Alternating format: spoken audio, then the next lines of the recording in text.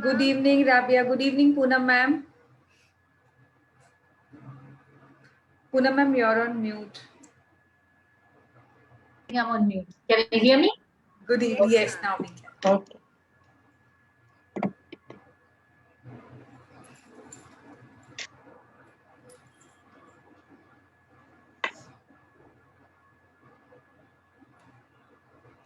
Two more people to come. Yes. So how's the day been? Online, it has been more busy, in fact. Working physically was much more better. I know. But Things are schools have getting done. started. Yeah, schools have started for us. I guess even you are in the school right now. Yeah. A lot of hassles about fee right now going on. But let's That is see going on since June. how long schools are able to sustain themselves. Because Rajasthan has already decided a lot of schools that they're going to go offline because of Okay. non-payment of fee. Today there was a clipping about Ghaziabad schools also, deciding on such a thing. So, things I really don't know. Schools are facing a lot of crunch right now financially, uh, keeping their staff motivated. It's quite an hassle these days. Good evening, Deepika ma'am. Ma'am, you're on mute. Uh, Good Good evening. Hi, evening. good Good evening, evening, ma'am. everyone. Good evening, everyone. Good evening, Deepika. Good evening. Nice to meet you. Good evening, Poonam.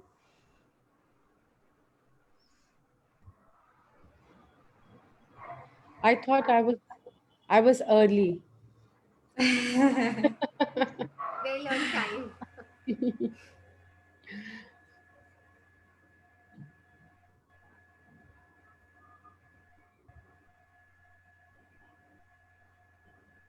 So, ma'am, what is happening, Deepika, ma'am? What is happening in your school?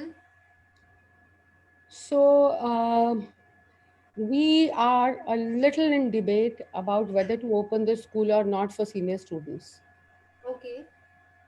especially because we had a sudden outbreak of COVID Oh, about two Oh, weeks ago. Yeah. So just the admin and the helpers were there, and we had a kind of an outbreak. okay. So about 11 members have come down. oh my Then, Oh God. my God. yeah. And then I also got to know that two of my teachers, with their families, who are not coming to school, are admitted to the hospital. Oh, Yeah. I think now it's becoming a nearer reality than what it was earlier. The second wave was going to hit. I heard, in Rajasthan, I guess the girls who had gone to give exams, 160 girls out of those were detected positive. hmm. Yeah. And Andhra Pradesh also, the school opened, Yes, yeah, opened and 66 students in one stroke. yes, yes, right. So we were thinking, I was just talking in the morning to some people that how are you going to manage with the practicals, etc., for grade 12? So people said that they are doing something with O labs, but then the teachers do feel that for certain practicals they need to be in school. And we have huge numbers also for grade 12. I don't know how we're going to go to manage that. And the students haven't written a full exam this year at all. Yeah, true. I wonder what the youngsters are up to because a lot of my friends have been telling their children have forgotten how to really write in their notebooks. Yes, yes, and I'm also thinking that if these students, I also learned something very strange today.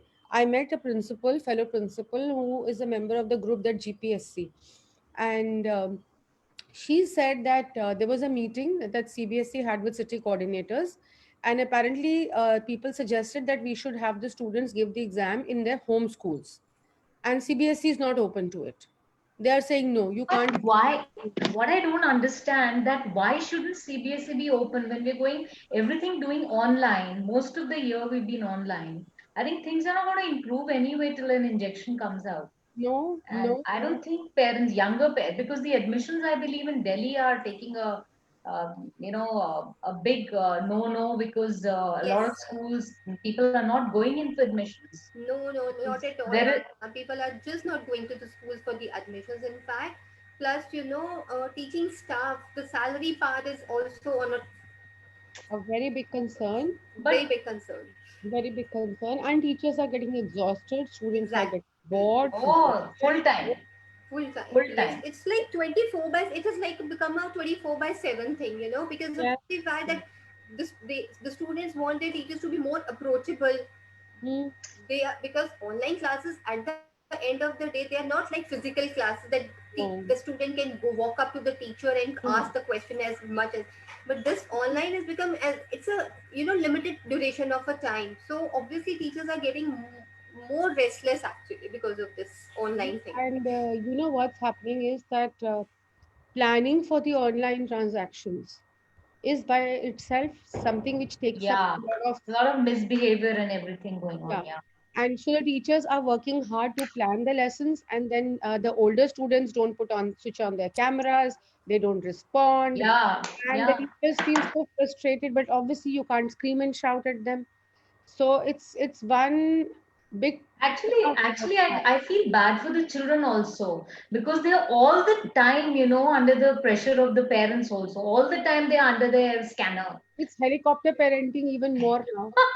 Most of them are hovering around and they don't have any private space for themselves. And you know, I mean our teachers get calls from parents saying, oh, he's not listening to me, he's not doing anything to me, why don't you look into it, blah blah blah. And she said, well, I can only do that much, but after 2:30, I mean, it is the student's time, and this is a grade 11 or a 12 student. What am I supposed to do with them? I can't babysit them. I have to give them a task and expect them to be able to do the task. Ah, so that the teachers now say, oh, you know what, we are doing a class, and suddenly one irate parent will pop up into the class and start speaking. So I have to make sure that the minute a parent comes, I have to be alert and say, please leave the class immediately. And sometimes parents are sitting there very quietly, listening on to the interactions. So teachers, you know, freely that interaction used to happen in class. Yeah. Sometimes you have a joke, sometimes you laugh. You know, the No, but we human have aspect. to. We have to. Hi, sir. How are you? Good Hello, evening, ma'am. Good hello, good evening. Good evening, evening, Poonam Good ma'am. evening, sir. good Good evening, evening, Deepika ma'am. good Good evening. evening. How are you? In India, ma'am, good evening. Good evening. How are You, you? I'm good. So what happened? You forgot or something like that? No, I didn't receive the link, so I thought that it's not there today. No, the Hi. link was there in the email itself. I think the emails were sent yesterday. Yeah, That yeah. is for tomorrow. No, no, no. For yesterday also. The for tomorrow I have sent separate emails, but this email was from P Square directly. So Oh, this was sent okay, maybe I yesterday. missed it. I Yeah, missed maybe it. I deleted it because of the name. Maybe I didn't connect with the names. And I wasn't well yesterday either. I really didn't know whether I'll make it or not. So I troubled her a lot today. No, no, that's not an issue, ma'am. Please don't say like that. We're so happy So, that you are with us today. And, so tomorrow you are making everybody play a game, right? yes, Yeah, ma'am. and I'm so bad at Bollywood. So, And okay, my turn is 20-second. I think she's put me for 20 seconds. Yes, ma'am. You are in 22nd part two round. Then I should brush up. I shall have time to brush up Yes, because you we've will. forgotten all this now. COVID has Don't just, worry, ma'am. It will be full of fun. You know, it is going to be a fun-filled quiz I'm competition Yeah. sure show. it's going to okay. be fun. It's going Quiz to and be all fun. are fun. Yeah. Yes, We need Something some to fun. entertain ourselves. We need some fun, surely. Absolutely. That's the reason I actually got this idea to do something related out of the box apart from education actually. Yeah. Lot of things, education, COVID, schools reopening or not opening. I mean, too much of pressure on Yeah, yeah. हाँ, तो राबिया ने सोचा बैठे बैठे क्या करें, करना है कुछ काम, antakshari actually. It's going to be fun. It's going to be fun, and we'll come to know how much do we remember now. Yes, actually, yes, that's the kind of exam for you now. We only used to taking exams. Exams. Now you would be giving exam. That too online exams. Online. So today is the correct workshop for you as well. You know how do we? Absolutely true. That's true. That's true. Absolutely. So we are waiting So, for Rabia? Harvinder, ma'am. Okay, she's going to be joining. I have just reminded her again. So let me just see if I've got any. Let me just call her, sir. I'll just quickly give Yeah. her Yeah. a call and get back. Very nice.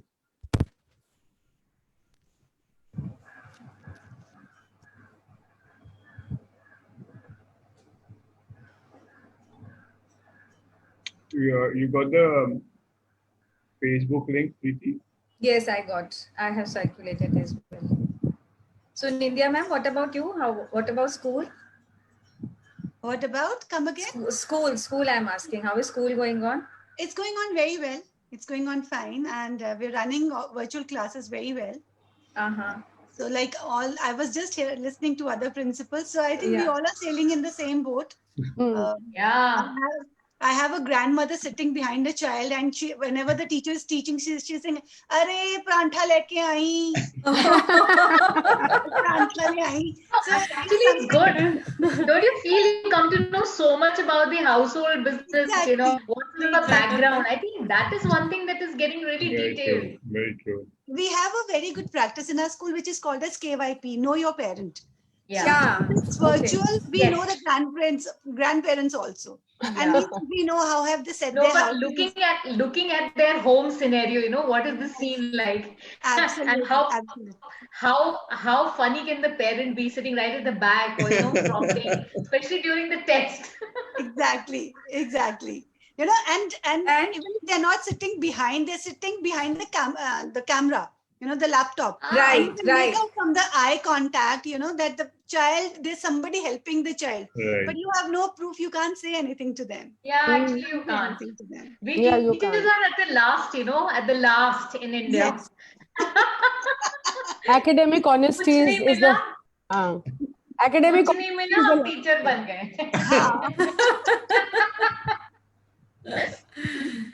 that's true. And the best part is the parent feels कि सारी पढ़ाई तो वही करवा रहा है. हाँ. सब कुछ तो वही पढ़ा रहा है. Teachers तो Arey, बस I'll वही tell पढ़ा you, रहे हैं. I'll tell you a very interesting incident. Yeah. So on my LinkedIn is this gentleman. I won't name him, but he's because I have spent about 20 years in IB schools. So he is in an IB school in Mumbai, and we are connected over LinkedIn. He must have faced some problems during COVID. Almost all of us have. So he put out a very irate message there, writing that just anybody comes into education, people who are failures as engineers, etc. They become teachers. Doctors, when they don't get a job, they become teachers. This one become teachers. Failure CAs start teaching business and eco, etc. So people were writing messages, and I simply wrote. I said, being an educator, I would expect you to have a stronger perspective and a very different take on this, because Yeah. there are compulsions, and COVID times are such that people have lost their jobs and people have to make their families run. So in such situations, people do take up assignments which they may not have done ordinarily. Mm. So he writes to me, "Oh, and this is what you have to say. And that is why principals, idiotic principals like you, hire people for lower salaries and make them work, and people, the other valued people, the people who are qualified to be teachers, etc., blah, blah, blah, don't get this." And he went on writing, so much, just venting himself out. So I read that. It was so personal, and it was a personal I attack. know. Yeah, and over LinkedIn. So I That's simply why. wrote, That's why they say never write. That's why they say never write when you're angry. yeah, and then I simply wrote, Wait. Never write and never speak. Yeah, and I simply, I responded You with can, one but line. write तो बिल्कुल नहीं. नहीं करना चाहिए. And मैंने बिल्कुल एक ही line लिखी. मैंने सिर्फ इतना ही लिखा. मैंने कहा, I'm actually shocked at your language. That's all. And our best wishes and be blessed. That's it. I just know. close the Yeah, conversation you know what? Then these kind of people say, मैंने तो principal की बोलती बंद करवा दी. हाँ, मेरे को एक आंसर में एक लाइन में आंसर दे दिया. हाँ, हाँ. So right. हाँ, but you know what? अभी एक चीज होती है. देखिए, आप किसका कितना लेवल है, अब आप उसके लेवल से ही उसको जवाब दोगे. Exactly. अगर Exactly. आप उसका लेवल ही नहीं है रिसीव करने का इस समय, तो आप उसको अगर एक जवाब भी दोगे, he's not going to be able to receive it. So the best is that, fine, best wishes and be blessed. And maybe you have gone through a very bad time. Even we are going through a very bad time as principals. Our life is not I feel that they are also in a very bad state. I know some parents who are going through bad times. Yeah. So we have to, we can't stoop down to their level if they are losing their tempers. What I do is, whenever a parent comes and he's in the mood of shouting, so I tell him, sir, you sit Calm outside, have a glass of water, calm yourself down, and then come to my office, because I don't want to shout at you the way he's shouting at me. So I Yeah. don't want to stoop down to that level, but have a glass of water, calm down, and then come to my office. And this gentleman, I was totally taken aback because I mean, we've met in workshops and we do know each other. And I was Acha. totally taken aback. I said, oh my God, this is real anger. So I didn't want to tell him that principals are also going through a very tough time. Everybody Everybody is. is going through. And at the end of the day, the most important thing to remember is that principal is an employee like all of you. Yes. Yeah, we report to the management. We're not the decision makers. No. We're not the decision Absolutely. makers. We are just Absolutely. suggestion makers. We are suggestion makers today, not decision makers today. So Absolutely true. well, unless you have sat in that position, one wouldn't be able to appreciate the perils of this position. So I Very simply true. said, okay, I think he's very upset. He must have had very bad experience during COVID. What to say? Mhm. I mean, That must have been the reason. That yeah, but must when I read that, I was like, hello. why are you writing? Why are you writing like this about me? Idiotic principles like you. I said, oh, okay. So then he's telling, पान वाला भी teacher बन जाता है, Oh my दरबान भी teacher बन जाता है. God. I God, said, that's- चलो ठीक है. अभी That बात- is the reason I'm saying, na, even the country is treating us like that. There's no Yes. no one from the government actually taking our side. Okay, don't take our side, but there should be some solution. Some, And- at least they should value the teachers. Yeah, They're it's not valuing that- the teachers. Yeah, and there are some teachers I know who are dependent, on this pay packet, Yeah, especially times like this. Huh? They You know, are. we have young girls who are the breadwinners Right. for the family, single girls, young, who are the breadwinners, and what a tough time they are going through. I mean, hats off to them how they are pulling off through this stage. Absolutely. Very tough. True. It's very It's tough. tough time for everyone. It's everyone. not just for the parents. When you tell them that even my teachers, their husbands have lost job, they're on salary cut. तो क्या हो गया? हमने थोड़ी कहा कि आप उनको salary cut पे डालो. हाँ, हाँ. So if you do not pay, how do we pay them? Yeah. It's a cycle. It's a cycle, and they have to understand. But generally, it's not a very good time for the. Yeah, I think education. everybody is highly stressed, and therefore people are more reactive. People are not trying to understand; they are just reacting to the situation. And No, after and I believe all the confusion has been created by the government. They are not giving the clarity to the parents, neither to the schools. So that's why we are like fighting with each other for nothing. I I heard know. today, I heard something very strange today. I heard something from one of the fellow principals. Her daughter is a microbiologist working with the FDA. And she was saying that this situation is going to continue till December 21. So Absolutely. don't expect the schools to reopen till 2022. 24. They're saying 24 it will continue. There is a news. Oh, I can send you God. the clipping that 24, if this pandemic, if there is no injection or there's no kind of remedy for it, it will stay on till 24 and slowly it will kind of, ease so we out are in and for slow we down. are in for a long haul and not an easy Yeah. one. So My own maybe daughter is a 22, we have to live with it now, I think. We have my own daughter is a doctor. She is in Maulana Azad LNJP hospital, and she's doing research on this only. She's also microbiologist. So she's saying that because this is RNA and it's changing its shape every time. So Hmm. No, it's you not know, a- it's not a so we're not able to natural, make the vaccine for it. Yeah, That's why we are not because able to it's make not the vaccine. natural. Its origin is not known. If you don't know the You know, origin, we how will you used reach to- to it? we used to say that there's going to be a World War I and II, and we said that World War III is going to be Nostradamus. warfare. It's going to be a bio warfare, and if we actually look at it, That's- it's exactly that. Yeah, Because the whole Nostradamus world in is his book has written that. yeah. Biological war. It is actually that. It's a bio warfare because all of us are kind of involved in it. There's no part of the world that's untouched from it. And If- there are no weapons, if- there are no if- guns, no bullets, and yet everybody is kind of, in I a think Trump is also losing because of that only. Poor guy can't do anything about it. No, if I may come in, we all are already live, and if we start with the Oh, okay, okay. yeah. We'll do a separate session for this regarding the opening and reopening. Otherwise, today we will just keep focusing on this. we will No, we no, will we continue won't. venting out ourselves. No, Let's start. Let's say shoo to COVID and We must Yes. So shoo to COVID and let's begin now. Yes.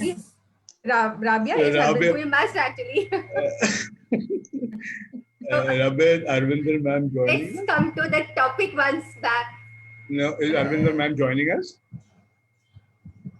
Rabia? Sir, I have dropped her a message. In fact, got a call also. Some confusion. I'm not too sure whether she'll be joining So or we'll not. start. Though I have already. So I'm starting. Yes, we can starting start with in the case PPT. we can. Yes. Yes, so I'll just start with the I will- PPT. I would like to welcome you once again to our topic, which is effective ways to calm before an online exam, which is out of the box topic, I know, and away from our the discussion topic. So let's focus on this now, and let's have a wonderful discussion on this. So I would request Sir to start off with the introduction part. Yeah, okay.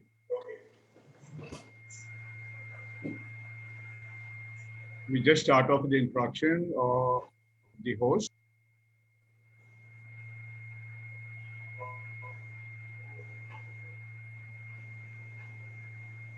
Rabia, we can't hear him. I think he's off. Sir, you're on mute. Mr. or what? Prasad, you're on mute. Yeah, you're on mute. I'm very sorry. I'm very sorry. Okay. Am I audible now? Sir, Yeah. Yes, very much. Okay. Okay, we are an ISO certified company and members of Pan Global Arithmetic Association. We've got a rich experience of almost 16 years. We're having our presence in Mumbai, Pune, Nasik, Sholapur, Bangalore.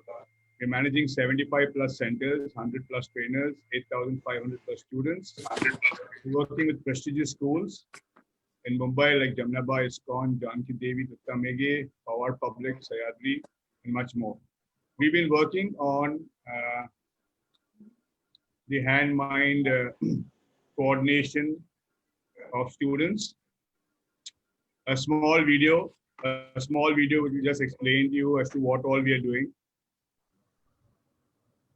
We work with students on their hand-mind coordination. We work with students on their speed, their accuracy, their quantitative reasoning, their logical skills, their logical reasoning, their analytical thinking. We test them on time management.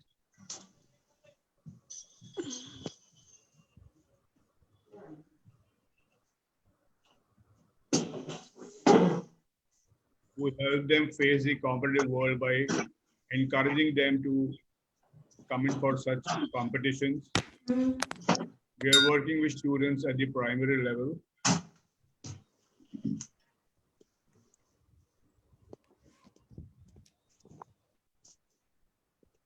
Working on the confidence level of the students, their concentration levels. So basically working on the complete brain skills and trying to develop the skills of the children, which helps them utilize that even in their other parts of studies. We are also working on mental maths and Vedic techniques. A national level competition where we have more than 3,000, 2,500 to 3,000 students at times coming at a single venue, giving the competition, and we declare the results on the same day. So basically encouraging students, motivating students. Our team of teachers and trainers.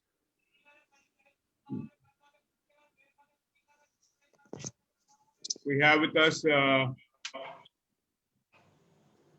Pasricha, who is presently working as an assistant primary coordinator in CP Goenka International School, Thane, an MCOM BEd diploma in early child education, pursuing postgraduate diploma in school leadership and management, postgraduate diploma in psychotherapy and counseling, a diploma in HR from Wellington Institute, and has also done her MSc-IT.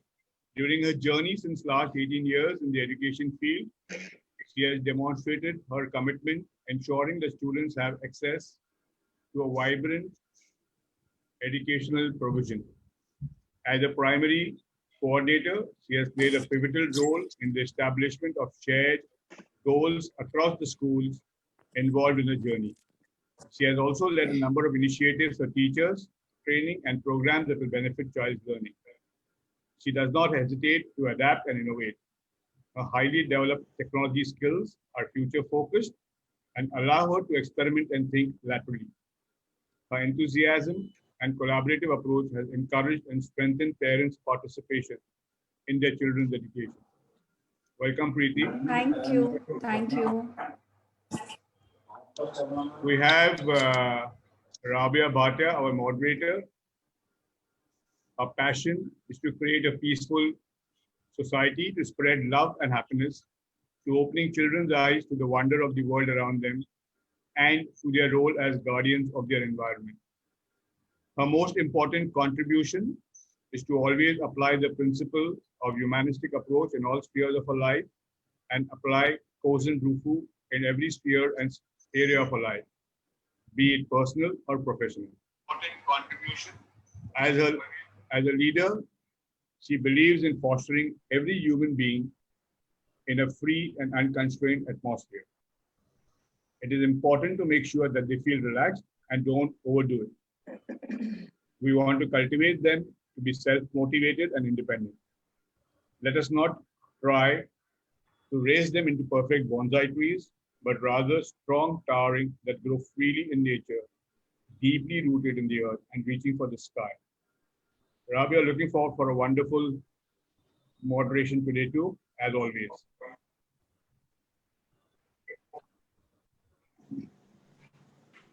Our panelists for today, Mr. Deepika Rao, Principal for DPSG. Having worked in diverse cultural settings, she has come to recognize collaboration and communication as her core strengths. Challenges encourage her to look for opportunities to overcome and develop ways to move towards successful outcomes. She enjoys mentoring people to set goals that align with her life's purpose and guide them accordingly. Personally, she believes that learning must result in action and hence change to keep pace with the external world. However, actions that align our inner world are extremely important to ensure that you become a more conscious person and make meaningful choices that will support you positively. Welcome, ma'am, and thank you for accepting our invite. Thank you. Our next panelist is Poonam Chaube, Principal for GD Goenka, Greater Noida West, a passionate academician and capable administrator with more than 25 years of experience, spanning across some of Delhi's leading schools such as Delhi Public School, Vasant Kunj, and MIT, amongst others. She has a successful track record of growing schools such as Greater Valley School, the Maple Bear Society School, and Delhi Public School, Indirapuram, into prestigious institutes from scratch. A recognition of her understanding of the various teaching pedagogies as well as experience of starting up various institutions has earned her positions on various forums such as the Education Ministry's delegation to Stuttgart. She also has authored and published several activity series books for children and was also appointed as a senior resource person for Expressions India, an M-panel CBSE agency for life skills training to other teachers and school members. As part of this initiative, she has successfully imparted training to teachers of various schools in Delhi. Her efforts in upskilling teachers and imparting life skills has been widely praised and acknowledged in the form of Life Empowerment Awards for 2014-15 from Expressions India, CBSE M-paneled initiative for meritorious leadership for co-scholastic development. Welcome, ma'am, and thank you for accepting the invite. Thank you. We have our third panelist with us, Nindya Saket, Principal for Manav Rachna International School, Noida, an experienced principal with a demonstrated history of working in the education management industry, skilled in research, English, Microsoft Excel, customer service, and Microsoft Word. Strong educational profession with a Master of Science, MS, focused in genetics and a degree in law, along with being a trained and passionate academician. Welcome, ma'am. Thank you so much, sir. Thanks a lot. Thank you for accepting our invite. And our fourth panelist for today, Harvinder Kaur, principal at JP Group, Senior Secondary School. She's a lifelong learner, teacher, educationist, mother and wife. A total experience of 23 years, has played varied roles in schools such as principal, vice principal, overall coordinator and teacher, most importantly, dealing with the students with varied cultural backgrounds. She's passionate about self-development and self-improvement in her personal life, always looking to challenge herself and learn new things. Human growth and development is a passion and her purpose. She is energized by learning herself and then sharing what she has learned with others who may also benefit. Formal education comprises of double MA, MA with specialization in a study of the perception of secondary school teachers towards inclusive education. Diploma in IT, career counseling, and personality development and CTE. Welcome, ma'am. Thank you so much. Thank you. Thank you for having me. Thank you. Thank you all for accepting the invite. And Rabia, I would now want you to start the session. Yes, sir. Good evening, all, and I would like to welcome once again Harvinder ma'am. Thank you so much, ma'am, for joining us. I know there was some confusion, but thanks to you for joining. So, it's my pleasure. Pleasure ma'am. is mine. Thank you Thank so you much. so much. Once again, thanks. So now we will come to the topic, effective ways to calm before an online exam. As we all know, exams are an inevitable reality in every student's life, no matter what the situation. Although the decision of conducting online exams have been heavily criticized because it doesn't take into account the plight of students who have no or little access to technology, the fact remains that students have to take them. So the first question goes to Poonam.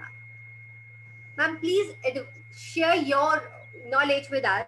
How can students ensure that their mental health remains in best shape through this process? The first thing that I would like to say is that, of course, exams are always stressful, be it you, me, children, anyone. The very fact that exams, bring in a lot of anxiety and a lot of stress.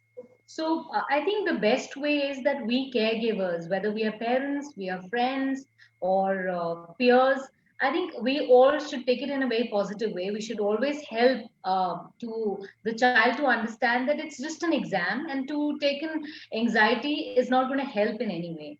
So first thing is the caregiver should be like a study partner, should help out, maybe in mock test, help in revision, especially the parent. There is something called as motivation. I think motivation helps each child. And another thing is, when you compare, that is the worst thing to happen. When you compare that your friend, your brother or your sister has done well, you never do well, that is really depriving a child of taking the exam in the right you know uh, way. So it's important that we as parents help them, motivate them, and we must also encourage them to that we are going to have, after you do a particular exam, there is going to be fun time, or there's going to be something that you are going to look forward to, because that really brings in a lot of happiness for the child. So I think with my own child, I've always had some incentive that let's do it, let's see where we reach. Timing management, if you revise your material well, if you make it point wise, revision time, having one particular time set for a child to study, because some children are very good with the evening timing studying, some are very good in the morning. So depending on which is the best method for the child, I think the parent should encourage that there should be a time frame when the child should actually be made to revise, because that's the best way. And of course, there are many other ways that we can help a child to kind of de-stress in anxiety times, like you can take up some short breaks, you can move around, enjoy yourself a little bit with your friends, not long breaks but short breaks, because more than after half an hour a child is not really concentrating on the material that he is. So I think as a parent or as a teacher, I've always felt that we should take short breaks. Even we ourselves, after 1 hour or half an hour, get a break in our school. So that's where I rest my case, that it's important that we caregivers guide them as we have dealt with our exam. Thank you. Wonderful experience shared, ma'am. Very nice that you shared this, that you also take breaks in your sessions also and have after every year. So I would like to ask Deepika ma'am the same question, ma'am. So as Puna ma'am said that must take short breaks and something related to fun things. So I would like to ask you how important is to do some kind of fun activity. Is it important to make it between the exam or after the exam? How important is that? Okay, so I think humor and fun are the most important things in life. What you can achieve through humor, you can you cannot achieve by just being very serious. I will cite an example. At one point, I when I was I've always loved to teach, and I still teach. So I was teaching an IGCSE student, a Cambridge student, and there was this physics book. And when I looked at it and I said, "Oh, I don't like this book. It had too many cartoons in it." And I said, "What rubbish is this? Physics is a highly conceptual subject." And I was treating it with all seriousness. But then you see, I went back after a couple of days and I tried to understand the fascination of the student with that book. And I realized that all the cartoons were very funny. And every single concept was ridiculed. It was made fun of, but then at the end of it, it was connected to something that we see in the real life. And that is when I realized that my teaching style is also quite similar. There's a lot of humor, there's a lot of fun and freedom in the classroom. And when I speak of fun, I think there are two things that I would like to speak about with the fun element. We try to make our students view exams as a very serious component of our existence. And we tell them that your energies should be completely geared towards the examination. And my mantra is very different. I simply tell them what you are going to read today is a learning for life. What you score in the examinations, I don't care. But what you get out of it, and if you're able to make a connection, if you're able to contextualize, and if you're able to apply it into a very different setting, I know that you've done a great job. So, usually, I feel that the environment which is non threatening, and an environment in which there's a lot of acceptance for diversity, because students will come up, and I teach two subjects where I mean, mathematics and physics, and people try to be very systematic in that, stepwise. And I always tell them I don't care about the steps, because nobody's mind works in the same way. So let steps not be the criteria. Let your thought process and how you're getting towards it. So you see, these are some small ways in which you build up fun and happiness in your classroom. And anything that's done in a happy way will always stay with the students. As far as breaks are concerned, yes, breaks are very important. Nobody can study anything for more than like 20 to 25 minutes in a row. And it's very important to take short breaks. And I also think that when we say breaks, for everybody, breaks may not essentially be in a normal setting. People go out to play and tell the children, go out and play. In this settings, children are playing on their machines because they can't go out. A break could be anything. A break could be just pursuing. Somebody may just want to do a little bit of cooking in the house. Oh, I want to make something, or I want to have a little bit of harmless fun with my siblings, or somebody may just want to say, okay, I want to put myself through a gym at home, or any other activity. It could be a gardening, it could be a reading any other book, it could be anything, even watching TV for a while, which is also de-stressing. So those are small ways in which, in the new norm, we can bring in the fun. But largely speaking, trust, accountability, happiness, and acceptance, these are the four things through which you maintain a positive classroom, and you will obviously achieve good outcomes through that. Very nicely explained, ma'am. And Thank as you. you have already said that yes, children can go out and do some kind of outdoor activities as well. So, ma'am, the third question goes to you, Nindya, ma'am. How important, and do you really feel that it is okay if the child is going out to exercise or playing some outdoor games as well during the exams? I mean, if that's it doesn't will it not impact his studies, or will it not impact his exams, the preparation on the exams? So Yes, Rabia, I would like to explain this. Uh, During our times, when I was a student, I couldn't study for a longer time. I had to take small breaks in between. And I remember going for a movie a day prior to the exams because that would de-stress me. You know, we know whether it is offline or online, exams are exams.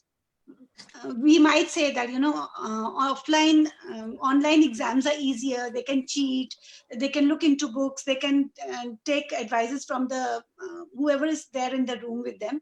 But trust me, online and offline exams are no different. And physical activity definitely motivates them. They motivate the brain cells as well. It is a study proven, it's a research proven that when we are involved in physical activities, it definitely de-stresses our mind. And children should be allowed to go out. Parents must understand that you can't expect a child to sit through the books the entire day when you have exams. It is very important for the children. In order to remember, you have to de-stress yourself. Your mind has to be empty to remember the new things. So how it's going to happen? It is only going to happen when they go out. They go out and breathe in the fresh air, although I would say Delhi NCR air is not that fresh. But, but still, I would say fresh air means fresh environment, away from the books, away from the same room, same table and chair, same bed, and away from that routine, going out, doing physical activity, even if it is only playing badminton, even if it is only running around, if it is only taking a walk around the park, or if it is only sitting with your friend and talking. So all these activities, these stress the child's mind. And trust me, whenever I went for a movie, my next exam was excellent. So, and I firmly believe in this. I tell my children, and I tell my parents also in orientations, please do not push children too much, because these exam marks are not going to matter anywhere. They're not going to, what they are as a human being will matter. It's not going to matter. And marks are only for an entry level. What they perform at the interview level is what that matters. How they speak, how they conduct themselves, their body language, that is what it matters. So these marks, we should not go by the herd mentality that marks matter. Marks do not matter at all. Trust me, I was an average scorer and see where I am. So marks do not matter. Yeah, Rabia, thank you. great, ma'am. Nice explanation and nice experience actually shared. So the next question, connecting to the same, Harvinder ma'am, goes to you. Now we are talking about stress of online exam, but what what is this stress looks like about the online exam? I would like to know your explanation about it. What does this stress looks like? Uh, First of all, I would say, as you rightly said, exams are inevitable. And children, they have to realize the fact that they have to go through this process. But as adults, as parents, we must guide them that this is the process which they have to undergo. And for that, they should not bring so much stress. They should not come under so much stress, and there shouldn't be so much of anxiety. So let it take place, and they should have a kind of little cooler approach towards this thing. And for that, we have to like work with our children as parents, as children, and we as adults, we must de-stress them right in the beginning only. So for that, we must talk to them. We must uh, give them sufficient time, and we also must feel, yes, as an adult, like we also must feel, yes, child is going under this kind of going through this kind of phase, but we should plan our activities in such a way that we are always with our children, and we should uh, be around them, but we should not hover over them. And we should also know when a child is under stress. So there are certain symptoms when we will come to know that a child is under stress.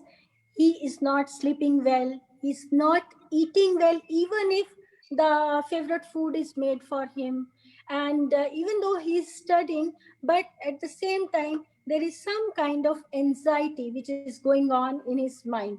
So first of all, we must realize the fact quietly, yes, the child is under stress, and we must help them to come out of that. For that, as adult, we ourselves should not panic at all. Rather, we help them to organize themselves. We guide them to focus on their work area, to organize their syllabus. Then they must, as a parent, as teacher, we come to know what are the weaker areas. So first of all, we must address to those areas, so that kind of stress the child is having, he knows the particular area he's more attention is required. So we must be with the child, work with them. We should have a proper schedule for our children. We must make a schedule gently but little sternly also. So we should not be that cool and that lenient that child's progress or child's growth should suffer. And for that, as other panelists, they have rightly said, there should be some kind of pause also. Some kind of temporary break is very, very important for the child. See, when we get into these kind of physical activities, or when we try to de-stress ourselves, our body works in such a manner that certain hormones, they get released. For example, serotonin. So it helps us to sleep well, and it also helps us to give us a morale boost. Then if we talk about dopamine, it helps us to have a kind of effective learning. So taking pause, taking small little breaks, and getting into some kind of physical activity is very, very important for the child. So these are the things which we should work towards the betterment of our children. And as adults, we must know their requirements, and we should not, like, we also have anxieties, our own workplace anxieties are there. We should not bring those things to home. We should not kind of give any kind of stress from our side. Rather, we must de-stress themselves. And it is very important for the parents to take a break if it is possible during children's exam days. And for teachers also, it is very important to talk to the children about their anxieties, and also that at their level they can also de-stress the children. Wonderful, ma'am. Wonderful. In fact, you have given the answers to two questions of mine. Actually, two questions have already been covered. You spoke about what does the stress looks like, and how can, as a family member or as a teacher, we can help the child in getting the stress to overcome this kind of stress. Yeah, it is part and parcel of both the things. So we must take out the child from this kind of anxiety and stress. Thank you so much, ma'am. By Very adopting nicely these fruitful measures. Great, ma'am. Thank you so much once again. Thank you. So my next question goes to Poonam ma'am once again. Ma'am, we have spoken about a lot of types of stress, as Harvinder ma'am said, that they don't eat well, they don't sleep well. Now, as a child, how they can cope up with their emotions during exams? As a child, not as a family, how should we support them? But as a child, how should they cope up with their emotions during You're exams? asking me? Is it for me? Poonam ma'am. Okay. Ma'am, unmute. You're on mute. Yep. You're talking about how should we help the child to de-stress? Not us. How does the children should cope up with their emotions during exams? As I told you that you can't say that stress is not there. Every exam brings in some level of stress. Now, first and the foremost, there are some habits that one has to inculcate in their children. That, as I think, as parents or as teachers, we need to make them understand that you need to do your syllabus well. You need to have a schedule, because a syllabus may be of 10 chapters, it may be of 15 chapters coming in the exam. So it is important for them to kind of rationalize with that number of chapters that are coming, and they should kind of sit and visualize that how much of time it will take, and then of course segregate it accordingly and get prepared beforehand, because your anxiety level goes on, because when you take a you think that there are still 5 days to go, children mostly kind of take it for granted that there's a lot of time for me to kind of revise my work. And another thing is that you need to cut back often your friendships, maybe from the Facebook, or you need to kind of draw yourself back from too much of talking on the phone. Media is another thing. Avoid excessive media seeing, because that also kind of takes away a lot of your time. Excessive drinking of caffeine, like children often drink too much. Maybe they maybe go on to some kind of a coffee break. Too much of caffeine is not good. Good habits during this time can also kind of give you can help you. Another thing is good sleep.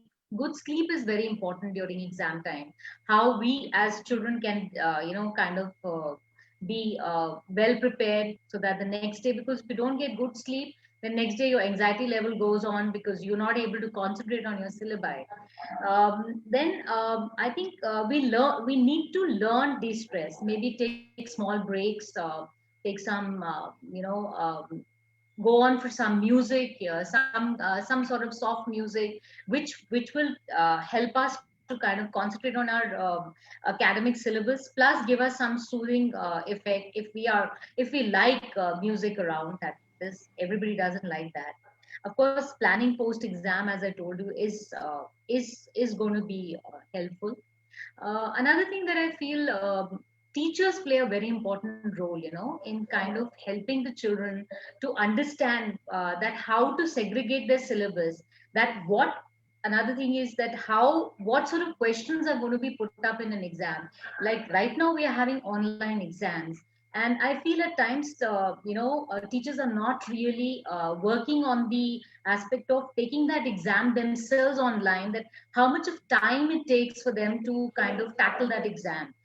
Maybe we are going overboard, children are taking more time, maybe due to internet. So there is a lot of anxiety between the children of taking an exam on the online, because actually they're still getting used to that, and even teachers are. So that is also, we need to plan that exam. We need to tell our children what we expect. Maybe a rubrics, what is important in a particular syllabus, can also help in avoiding too much of thinking about how I'm going to do, what I'm going to do. So that's what it is. I think your Rabia's internet is not very good.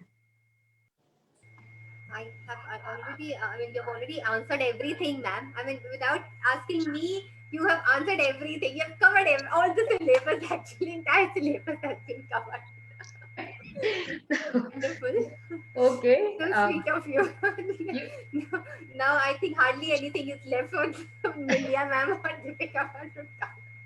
But yes, I There's will lots make left. sure. There's I lots will. left. No, I will make sure I have a huge syllabus for them, so they will talk. They will have to talk now. Deepika Thank you. ma'am. Thank Yes, you. ma'am. Thank you so much, ma'am. And the next question goes to Deepika ma'am. As ma'am, if ma'am, almost Poonam ma'am has shared everything, but still, I would like to ask you one question here. Hmm. Anxiety, we all feel anxiety in some or the other way. What is the reason of this anxiety when it comes to kids, for whether it is an online exam or an offline exam, and how can we cope up with this anxiety apart from all the measures which have already been shared with by each one of you? So is there anything else apart from it, or you want to sum up everything in No, I I'm not going to sum up everything. I'm going to simply say that what causes the maximum anxiety is the expectations. Okay. And we've spoken so much about the syllabus, the exams, students being benchmarked against a norm. We have percentages, we categorize students because of that.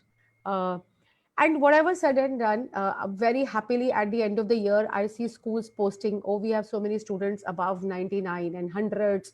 And so many of us have 10 of my students have gone to the joint entrance and 50 have gone to the NEET. And all this is publicized.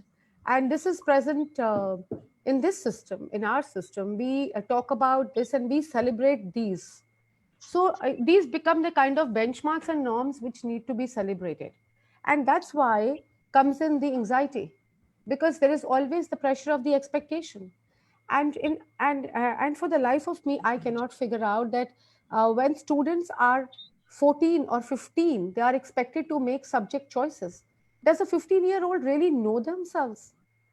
Did I know myself when I was 15? I didn't. And I think students don't know themselves when they are 15. I see students being sent to preparatory classes for joint entrance from the time they come to grade 9. We have things like KVPY, and we have all those other scholarship exams for which children go for preparations. We have grade 10 students complete that, and immediately we have the categorization. So which stream are you going to take, and where are you headed, and what are you going to be? How do I know what am I going to be?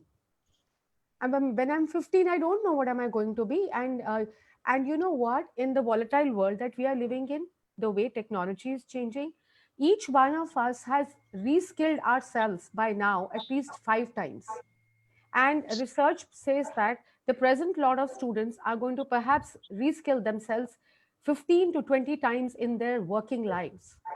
So in this life, in this kind of a scenario, when I say, okay, right, what are you going to do, what stream you're going to take, and what are you going to be, I don't think it's a very, very wise question, and that puts a lot of anxiety. The second anxiety which comes is that student results are often seen as a showcase of teachers' work. So the teachers also become drivers of that force that go on and do your best and get hundreds, and you are capable of doing it. So they, and when teachers say, well, my result was 100%, and I tell them, so how many years have you been writing the same exam? Are you telling me that last 20 years you've been writing the same exam? I mean, this is not your exam. This is the student giving the exam. We are facilitators. And ideally, with the national education policy coming in and with the kind of changes that have been coming in the entire world, we shouldn't be looking at education in such a restrictive manner. Education must result in action, which must result in change. And any other education is no education. So, therefore, the anxiety that comes is because of the fact that we place benchmarks, we have these norms in our system, we use our results to showcase ourselves. Teachers feel this pressure, and hence they are pressurizing the students. And well, uh, we are still a country in which most of the parents, they also grew up within Indian systems with very limited exposure of what the world is all about and how the possibilities have changed in higher education and the world that is evolving. So there are lots of functions that have become defunct. For example, mechanical engineering to a large extent has been kind of sidelined because AI has come in a big way. Today, amongst the topmost growing professions are professions like psychology, professions like geologists, anthropologists, professions where you see very, very specialized medicinal techniques, physiotherapists, psychotherapists. These are the ones that are going to gain momentum. So what's going to happen? Why are we not looking at the fact that the world has changed and therefore our paradigms need to change? So when our paradigms don't change, the world is changing, the child is not able to connect it. We have to recall that our children are products of this generation and they are far ahead of us. They're far ahead of us. So that creates a lot of anxiety. Then second thing, we've been talking about a lot about online examination anxiety. You see, um, I think the biggest thing that can take away the online anxiety is being planned for it. First is enough exposure to online assessment. And this should become a regular feature instead of one single stroke where you want to put them. Second is preparation for it. students' preparation in terms of the physical aspects, that, what is there, the environment, the machine, the bandwidth, the seating space, the comfort level, the physical comfort of the student. Third thing is that our questions that we are putting on online should be such that you cannot access a book and just answer them, because academic honesty is not something that we work upon very aggressively. So therefore, our own questioning has to be very, very. And let's also remember that we cannot just be questioning knowledge all the time. We have to question the conceptual frameworks. We have to question their skills, their aptitudes, their dispositions, their values, their beliefs. And that's what a good assessment is made up of, where the student is able to come out totally through their own experience, their own beliefs, their attitudes, dispositions, and make an answer, create an answer which is so, so personal to them that it gives you an insight into where the student is right now. So I know that this is not easy, and our teachers are also not there, but I think if we train the teachers and this training is ongoing in the classes, a lot of the anxiety would be taken off. If this is going to be the norm for the next couple of years to come, then this is the way we can handle the anxiety. And also, I think academic honesty orientations for parents are a must. I know schools are making their parents sit at the back and say, okay, you are seated there and I can see that you're writing the exam. But that is not how things should be. Academic honesty should be ingrained even within our parental community. Like, what is the importance of this? It's not about this exam, it's about life. If you teach your child not to have the right ethics now, then you have no hope for this world. They are the ones who are going to make this world. So let's create ethical communities. If you create ethical communities, naturally the anxieties will go away, because everyone would understand the expectations and people would know their roles very clearly, what is expected from the student, expectations from teacher, from the parent, and also from the school. So that's how I feel education should be. Wonderful. Beautifully explained, ma'am. Very Thank well you. explained. Thank you Thank you. so much. You said it all actually. I Thank was you. actually waiting for this kind of, answer actually. I was actually waiting for this kind of. Thanks, Thank you so Rafi. much once again.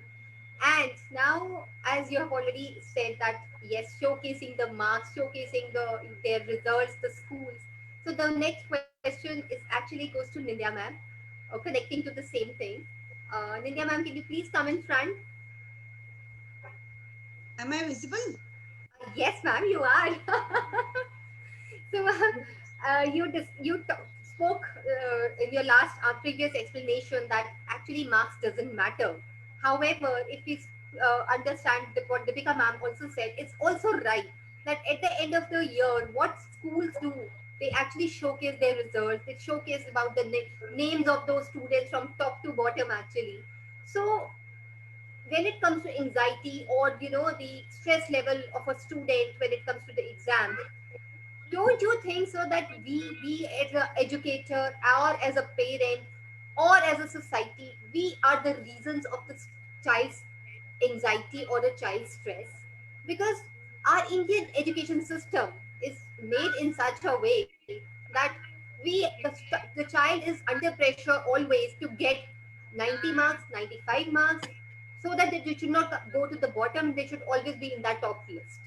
So what do you have to say about this, Vindhya ma'am? That's right, Rabia, and ma'am explained it very well. I agree with her that there's a lot of pressure on the children, and the pressure is because of the expectations. We never set achievable goals for the children. We never set achievable goals. We know our child. We know our child, which child can score how much, but we push them against the wall. And when we push them against the wall, then is when the anxiety sets in. So I firmly believe that marks do not matter. Trust me, when my children go to take their board exams, I always tell them that you go and perform, you put in your best effort, put in the best foot forward. But in case you're not able to perform, do not lose hope. You come back, I trust me, I'll work harder with you, and next time we'll achieve what we want. But I believe that it's not the children who are at fault. It is the major expectation from the parents, from the relatives, from the friends. There's always a comparison. Parents keep comparing. Trust me, when a child sits for the board exam, The relative who never called in all the 12 or 16 years will definitely call on that day and ask, say best of luck. And on the result, they will call to find out what are the marks. These are the things that build in the anxiety. I firmly believe, trust me, I still say that I don't believe in marks. For me, examination is, we have to see how we see an exam. Is it as learning? Is it for learning, or is it off learning? When I say that my child is cheating, I say it is off learning. Because even while the child is cheating, he's still learning. He's still, the learning is still going on. It's not that the learning has stopped. He will never forget what he cheated on that day. So finally, it's going to matter. Marks, as I said before, do matter to an extent that at the entry level, if you have to get into our Indian system, our CBSE system is like that. Skills do not matter. I might be very good painter, but I'm not going sure that I'll get entry into NIFT or say any art college, because I may not have scored well. So everything, end of the day, are zeroed on the marks. That's where the anxiety sets in. But if with the new education policy, now there's a lot of stress on the skills. It's still skill centered, and I'm very hopeful that very soon we'll start valuing carpenters, we'll start valuing potters, we'll start valuing these things. I was in one of the webinars, and one of the parents asked me that the new education policy says that carpentry is important, but I can't see my child as a carpenter. So then I told her, I said, do you know that in countries like Australia, US, UK, these are the people who are highest paid because they value skills. The day we start valuing skills, marks will not matter. And this anxiety topic will just wean off, because we will start valuing the things that children want to do, the skills that child is good at, not that marks will matter. So I firmly still say that marks should not matter, and for me they do not matter. I never showcase my students' marks. I always showcase their good work. Like my daughter, one of my student, she started an NGO. So I put it on the Facebook that my student has started an NGO, and she's having this NGO for war widows. So this is what I want my children to do. I do not want them to score well. My children have got into good colleges. There's no doubt about that, because they have that strong basis. But what matters to me is that how good human being is my child. That is what it matters. Beautiful, insightful, ma'am. Very insightful, believe me. Thank you. Thank you so much for this wonderful, suggestions, your experience, and what you do actually, a real based, life-based experience, very, very, very nicely. Thank you so much, ma'am. Thank you. And so now I would request Harvinder, ma'am, because I have a question for you, Harvinder. So, ma'am, I have a question for you. Now, we are talking about this online exams and the stress that our students go through. And as Nindya ma'am said that one of her students has opened an NGO. We are actually talking about the students as a whole, maybe of students with respect to the private schools. But when it comes to the students of these NGOs, they have a different level of stress. They have different levels of anxiety because of the fact they are not technologically equipped. They do not have those Android phones. Still, this pandemic has led to that kind of situation where they did not have any other options apart from taking online learning. So, ma'am, how can we, as a society, help these students also to release their stress and must be able to do this kind of online learnings, and must not be, they should not be, this pandemic should not be a stoppage in their online learnings, because they are going through a different level of stress for sure. So I would like to have your insightful explanation on this. How can we help those students? Is there any resources? Are there any online resources wherein these NGO students, these underprivileged students can go through these online exams without making a lot of usage of data, or without a lot of using any money, because these parents are not that equipped, or with the sufficient amount of money, or they are on daily wages as well. So, Harvinder ma'am, please help us. Harvinder ma'am, are you there? Uh, she's also got disconnected. I think in between India ma'am got disconnected.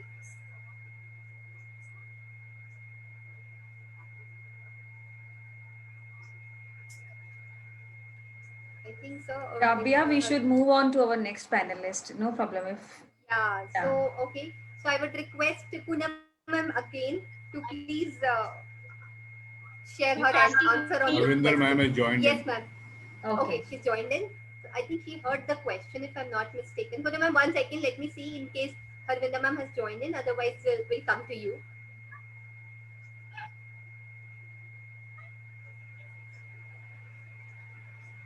Harvinder ma'am, are you there? No, I think she's not there. She's No, got, no, I think that she's Poonam got poor connectivity here. Yeah. So Poonam ma'am, why don't you answer this question? Well, you're asking me that how can we help the children who are actually not having access to internet? Is it? Exactly, because they also at the end of the day, their learning must not stop. Yeah. And obviously, when it comes to online, whether it is an exam or whether it is their daily learning, they are under stress. They are going under stress. Okay, I have heard, like, I will go according to what you're saying is that those children in the villages are not getting access to a lot of internet, or they're too poor. So I think first and the foremost, we can, ask them to be with the CBSE that they have started. Diksha is one of the portals that I am also working right now with CBSE. So that is one that you can access it through a television, or you can access it otherwise through an app. So that is one way. Another way is, I think, I know there's pandemic, but there's some villages where teachers have kind of grouped them together, keeping their social distancing. They are actually utilizing their acumen, maybe one phone, and they're trying to kind of connect the other children via that one computer. They're bringing that in. Another thing, I think, as another way that I heard in Kerala, that they're having loudspeakers, where they are putting loudspeakers in the village, where through the loudspeaker they're going on the rickshaw, and they're kind of asking, and children are sitting on the path, and they're kind of taking that. So I think we need to be innovative there. I know CBSE is doing a huge lot of work on that, and I'm sure in the coming time, in another month or so, you will see a lot of online work, access through apps. Again, you need you'll again need internet for that. But other than that, there are coming out with a lot of processes. I think here is where a lot of you companies that are there should innovate, because online teaching is going to be there, or learning through distant learning is going to be a way of learning henceforth. So there has to be some kind of connectivity with the poor and these companies, especially CSR programs. I think companies should take that up, and in a big way kind of work and help the poorer people to come together. There are some NGOs I know in Greater Noida, Apna School, where they're doing a great job like this. They have kind of worked it out with the CSR, the CSR projects with Yamaha, Hyundai, and other companies. Apna School is one of them that I know. So I think we will have to be creative on that if we really want the poorer to be educated at pandemic like this. We really have to work on that, and maybe we as good schools, we can kind of make a get together, 4 5 of us, and kind of work out a system where we can reach out to these children. I really don't know what process, but yes, certainly we 4, 5, principals or schools can kind of extend ourselves to these children and innovate. There is no way that we can stop this. If we could go online overnight and teach our teachers, I think we can innovate there also. Thank you. Rabia, can I add something over here? Ma'am, please, please, please. Yeah, Rabia, we at Manavrachna, we've Most welcome. started a new initiative which is called as Teacher on Call. So for all these children who have no access to the online classes, what we've started is that it's like a flipped classroom. They read the chapter and they're given slots to call the teachers subject wise. So every teacher in a day, she has to spend 1 hour on these children. So these children call our teachers and they sort out their queries. So sometimes the teacher has to explain the entire chapter again. Sometimes there are only few questions which she has to answer.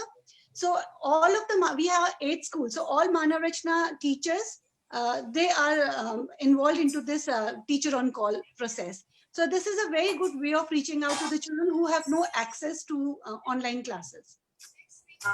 Beautiful initiative, seriously. Amazing initiative. Thank you so much for sharing this info as well. So ma'am, any NGO student or any student from any NGO can reach out to your teachers, in fact, or you have or collaborated with certain NGOs for that? So far, we have collaborated with certain schools. Okay. Government schools we are talking of, and they are in the far-fetched villages. They are not in the cities. So we have collaborated with these and we have shared our numbers with them. So we have our own NGO, Dr. O.P. Bhalla NGO. And under that, under the aegis of Dr. O.P. Bhalla, we are doing this CSR activity. So we are reaching out to the children in the villages and we are sorting out their queries. They are another way that I think as as well. Can I just yes, please, say a few words? Another way that we can kind of connect with such children is maybe it could be more of a project-based thing, where the topic-wise we could kind of give them a project. Say if it is good eating habits, maybe on say balanced diet, something that they could write and send it through a mail or some teacher via some kind of a system. They could kind of connect in that manner. I think that would also help a project based learning. That would be a very creative way of maybe in the villages. That way, what we are being talking, what ma'am has been talking about, grades and marks not being a part of it, because as you know, creativity is going to take a huge part of our learning. I mean, we're going to have apps, we're going to have more of creative jobs now than what we are presently doing. Okay, I would like to come in at this point. Please. So, so we are talking a lot about poorer children in villages not having access to education. This is a scenario, we're sitting in cities where people have lost jobs. There are families that are struggling to survive, and they are also the ones who've taken off their children from schools, right? There are people who've gone back to hometowns where you don't have good network connectivity, and we're talking about rural schools. I do not know what 4 or 5 or 6 schools difference can we make, or 10 schools also. I think this is a greater challenge in front of a government in a country like India, which is huge numbers. And one of the things that I feel very strongly about is that most state governments have these skill centers, which have been established on government funding. And these skill centers were earlier used to impart those youth programs, and they would be utilized in the second half of the day. So people who were actually, working in the first part of the day and wanted to upgrade their skills and so on and so forth, they used to go there and acquire certain skills. A skill center could be a very good way of engaging with the rural student, a very good way, because the skill centers are also manned and there are people there, and these people are trained, so they know. And secondly, when we are talking about sending them flipped classrooms, I think NIOS awareness is also very little in the country. There are people who don't know about NIOS. NIOS is a good initiative, and taking self-paced learning, because it's all about pacing yourself. So just lessons, but pace them yourselves, pace your examinations, and do this, because at this time, even in rural India, people are more focused about just getting the bread on the table, just getting food for their children. So everything else has taken a backseat in these timings. So, ma'am, again, we come down to the same statement. Should exams be imposed this year or not? No, no. So I also think that when we are talking about such things where survival is the question, why are Yeah. we so focused on examinations? Yeah. So, Exams, but CBSE is not going to help us there. Government organizations are just not helping. That is the frustration that we all, as a and fraternity, are facing. I would, if I can go on to, I mean, I don't know, I mean, I don't want to offend, but I would like to say that the new education policy is a complete takeoff from IB, Cambridge, Finnish, and Now Australian systems. let's see its execution. No, forget the execution. Then they must remember that this year, pandemic started in March. IB exams Yeah. happen in May. IB scrapped the examinations. In March, its Yeah. information was sent, They no can be, examinations. you can grade them. I mean, you can give them So, some kind of a project, so something to when, write. yeah, Why and should it internal be exams? assessments, and internal assessments could be a criteria. Yeah, okay. Problem, Even the from problem, March, they're not being kind of onto it. So maybe internal assessment could be a challenge. I would like to say one thing and close it with a very, very big statement. I don't know if that's right for me to say that. But if they could just scrap the examination and take the internal assessment as the Okay. Yeah. criteria, Yeah. and just grade the students on that. CBSE is not willing to do that because they Yeah. do not trust. They have Yes. no trust. If they are not allowing students to sit in home schools for exams, it goes on to say that they have no trust. Sorry to say, but we operate out of mistrust. We Yes. choose to Yes. mistrust, I agree. find it I very agree. difficult to Trust trust. factor is not there at all. And that is just not there. So when we are looking at trust, it has to percolate. It has to be present from there right till down. And this whole attitude of not trusting the students, where is it coming from? It's coming from the system of which we are a part. And this system wouldn't change. See, that's what I'm saying, ma'am. We have changed the system. We have brought in a new policy, but it's execution I'm waiting for, because Yeah. there are a lot of loopholes. You know, when we had CCE, how many of the how many of the schools could train those where there was no accessibility? You're talking about your own teachers, we can. But what about the ones who are in the Dihat and, forgone, forlorn place where they don't even have access to so many things? Just one room. And that is a CBSE school. I mean, and that's what I have been would say. around. I have gone down to those places. I'm talking about Allahabad, I'm talking about UP areas where we've gone down as observers. You and I know what sort of schools they are. But then it is sad. They too sit for the same exam. So I'm still waiting. I'm still waiting.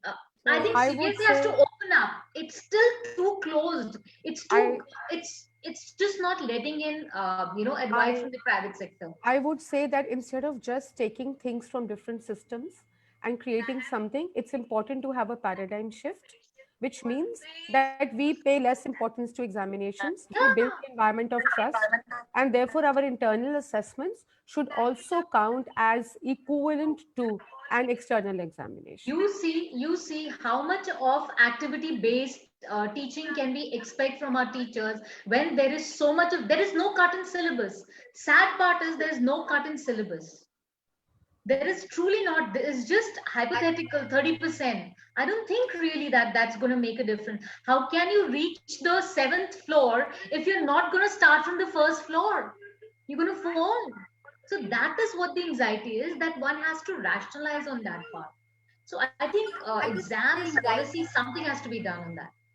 Thank you. So that is the reason, ma'am, I said so, that it is coming from the systems only. Our Indian education system is made in such a way that the child is always in the stress, under the anxiety, till the time this examination fever would be there, whether it is for educator, whether it's for parents. Parents are also not going wrong anywhere by putting the, pressure on the kids to get the marks, because the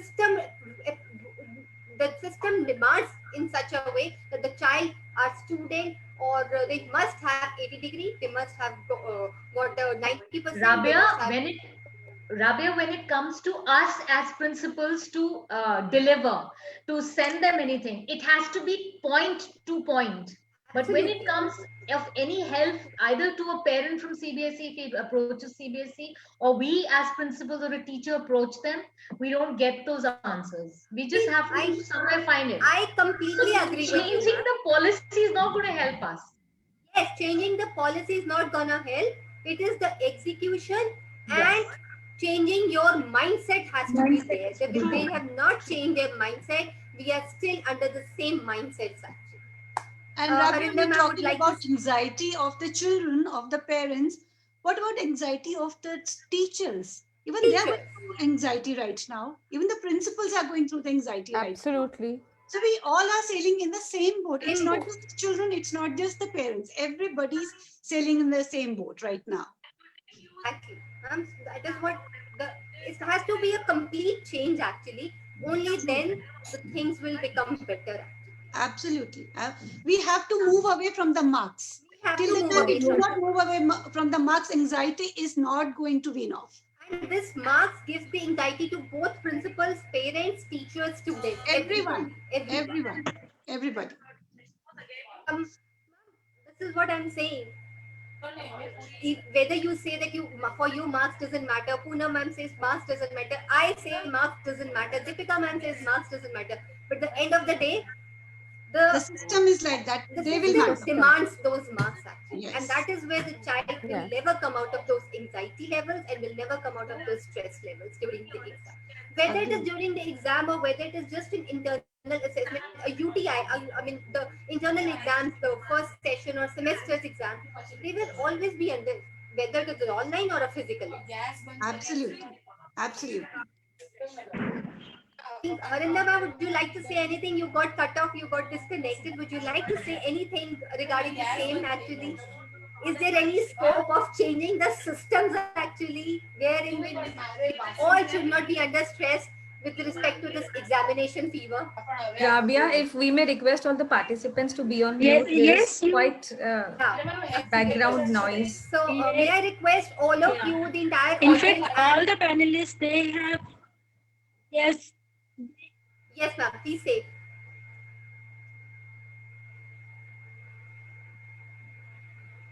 I think the internet issues.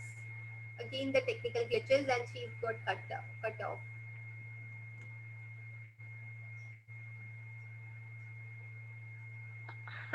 In fact, all the panelists, they have spoke so well, and especially about examination system. Our examination system, I would say, it requires change. Till the time we have this mark system, and anxiety will remain. And we as educationists, we must protect our point of view. And as far as our new policy is concerned, I think you have rightly said, till the time it is properly executed, and especially people's mindsets, they need to be changed. And till the time these things are there in the society, anxiety and stress will remain for the children, for the teachers, parents, and also for the principals. So positive foot, I think we all have to put forward so that this examophobia, we can say, that should be removed from the children. So very rightly said, ma'am. Very rightly said, ma'am. True.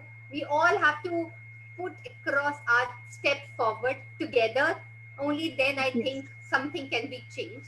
Till the time we don't hold hands of each other and yes, that is very important. We all should get united on this thing. Yes, yes, absolutely, ma'am. Somebody has to take that initiative, take that charge, and hold hands of each and every school management and take it forward from there. And then the things might change, which I think might change. At least we should start working towards change. Yes, absolutely, ma'am. Absolutely. Thank you so much for sharing these beautiful, insightful informations, ma'am. And yes, I really thoroughly enjoyed this session. But before we end, may I request each one of you to share one positive message for the students, for the teachers, for all the stakeholders, not to take stress, whether it is an online exam, whether it is a semester exam, or whether it is whatever life exam it is. Not to take stress, and how can we do that? Please share your message. Harinda ma'am, to start with you. Please share a Me? positive message. You want me to say it? Okay. Anybody, Okay, as, one of you can start, ma'am. One of you can start. So, Okay. My message would be exams are important still, whatever said and done. So I think we need to plan. We need to be happy souls. Learning is all about understanding. I think most of the time as a child, I never understood what I was studying. So, most of the time, with the gadgets now, with the kind of, invention, 3D inventions and virtual reality and, VR and everything, I think kids are having fun. If they're really tuned on to that, I think we should take technology. I feel sometimes that I was deprived of that. If I had that kind of connect with technology, I would be far better than what I am today. wow, Thank you. ma'am. That's so Thank you. sweet. Nice. Thank you, ma'am. Yes, Nindya ma'am, please share your message. Ma'am, unmute yourself. You're on mute. You're on mute. So sorry, so sorry. That's okay. So I will request parents not to make comparisons of their children. I will tell children that you all are going to be successful in life. Nothing is going to stop you. No marks, nothing, no comparisons, no the unachievable targets. Nothing is going to stop you. You are going to achieve. These are bad times. I would only say, अच्छे दिन नहीं रहे तो बुरे भी नहीं रहेंगे. So very soon we're going to be back on track, and you all are going to be successful in your lives. Trust me, in all my experiences for so many years I've been into this line, I've seen my children doing very well in their lives. So you all are going to achieve high goals. Just remain focused and put in your best foot forward, put in a lot of hard work, but don't worry about the destiny. It is coming your way. Thank you. Wow.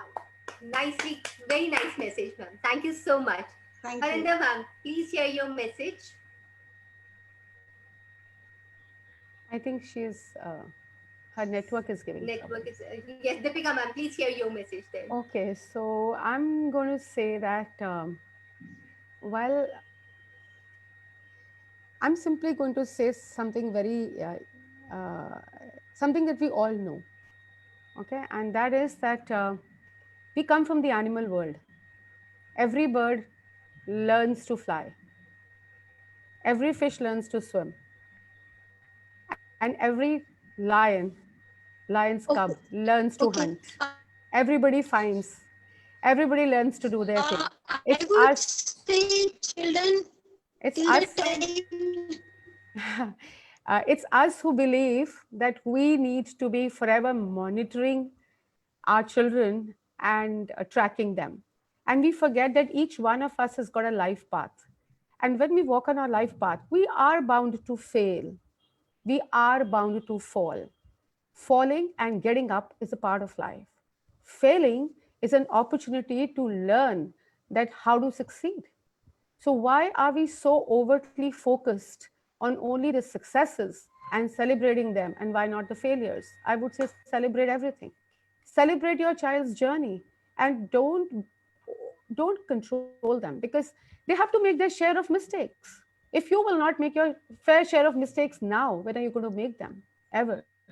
And life is all about making mistakes, stopping, taking a pause, taking a breath, learning from those mistakes, realigning your thinking, redefining your path, and moving on. So when to begin, if not when they are young? So don't stress over it. I have never seen a child not being able to do anything in their lives. I've had a student who was abducted by Taliban, and 6 years he was trained by them, escaped them, came back to me in my IGCSEs when he was 21, and scoring a very poor grade. And we went on to create a success story with him. So there are stories everywhere in the world, and I have innate faith in every single child. I believe that there is something within each one of them that is great. It's all how we elicit that greatness. So my message is elicit the greatness, celebrate your failures, celebrate your successes lesser than your failures, so that you are learners all your life and you never get complacent. That's what I'll say. Just so beautiful and just so sweet message, ma'am. Thank You you. have actually said that life itself is an exam, It and is. you have to grow in each and every path. You It will, is. you will fall, you will grow. You will fall, you will grow. That's all about. That's the life actually. So Yes. nothing to worry about online or offline exams. If it's not going to matter in 5 years from now, don't fret over it. 5 years from now, if Really, it's ma'am. not going to count. Yes. Beautiful. Very beautiful message, ma'am. Thank you Thank so much. Thank you. And Harinder, ma'am, are you there? Not, I guess. Her internet is. She has a struggling. network issue. She's Yeah, a I network think issue. so. I Yes, think. ma'am. So, Nindya, ma'am, you have said your message, and I would request Prasad sir to share his message. Prasad sir? Yeah, Rabia. Yes, sir. So please share your message. Fantastic. All of them have given us good insights. I only keep on saying like academic honesty is the main thing, that what Deepika ma'am did say. I see students, even parents, when the examinations are going on, even now, they know the answers. They know the answers. They know everything they've studied, but then still they would, in fact, in the online examination, they would still like to refer to the books. They would still like to go back and see whether they're giving the right. I mean, you know it all yourself. You can just answer rather than trying to find out, and they would want their parents to give them the answer. They're already prepared, they know everything, but still they want to. So I think academic honesty is one thing that everybody needs to be looking into. And then I think let them just keep on learning, let them enjoy learning, and just help them with, basically inculcate values. I think if that is done, we'll have all good people around and successful people over here. That's what it is. Rather than forcing learning onto them, let them just keep learning and enjoy learning. Very nicely said, sir. Very nicely. Right message. Preeti ma'am, how can you be so quiet? Yes, thank you, Rabia. I would say a message for parents, that parents need to actually sink in with their child's emotional well-being, rather than they need to sink in with their child's emotional well-being rather than sinking in stress with along with them. They need to actually sink in with the current trends in education, with their teachers, with their school principals and the school management, rather than sinking in stress. So then, of course, obviously choice is theirs, whether to sink with or to sink in. Beautifully said, ma'am. Thank you so much once again. Thank And yes, again, we had a wonderful session. Like as always, we had great leaders with us today. I would like to thank once again each one of you to be with us on this panel. Thank you once again for accepting our invite. And here we end the session. Thank you, audience. Thank you so much for always helping, supporting us, and joining us in our sessions. We will meet soon. We will come up with another exciting topic next time. So stay tuned with us till then, and have a great weekend ahead. And all the very best to Nindya ma'am. I think Nindya ma'am, you're there tomorrow. So all the Yeah, very I'm best there for tomorrow. She's going to be singing tomorrow. Of course, ma'am. Yes, I'm waiting for that. Okay. Thank you. Thank you, ma'am. Thank you. Everyone, thanks for having us. Thank you so much. everybody. Thank you so Thank much you for so having much. Have a great weekend. Thank you. So Thank yes, you. You of too. Bye. course. Bye. Thank Bye. Good night. Bye bye. Bye bye. you.